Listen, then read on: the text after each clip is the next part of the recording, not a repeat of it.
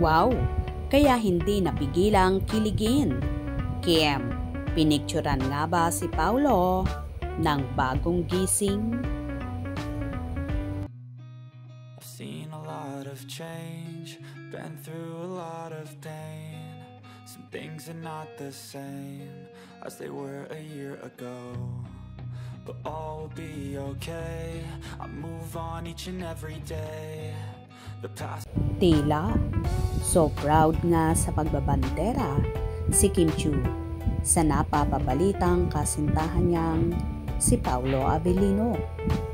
Nagiging open na nga sa publiko ang Kim Pao. Sa soft launch lang ang kanilang ginagawa. Kagaya na lang ng mga larawan na ibinahagi ni Paulo sa kanyang Instagram story kung saan kagigising niya lang at so gwapo sa naturang mga larawan na yon. Marami naman ang nagsasabi na si Kimi ang kumuha ng larawan na yon at iniintriga nga ng marami na magkasama ang dalawa na nagbanding kasama ang anak ni Paulo na si Aki. Narito't ating tunghayan ang ilang hanas ng panay sa naturang post na yon ni Paulo.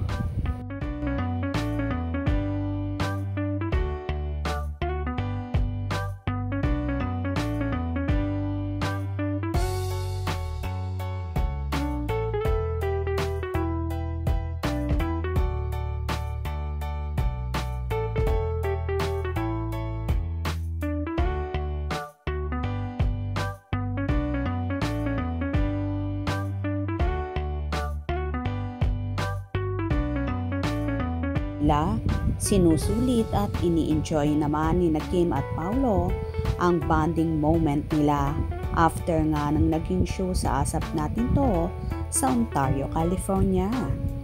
Anyway, after nga ng bakasyon grande ng Kim Pao sa Amerika ay mag-a-announce naman sila ng gagawing movie together kung saan dapat sana ay sa afternoon show na It's Showtime magaganap ang big announcement na hindi lang ito natuloy dahil sa bagyong Karina, kaya sa Asap Natin To magaganap ang pag-aanunsyo ng Kim Pao.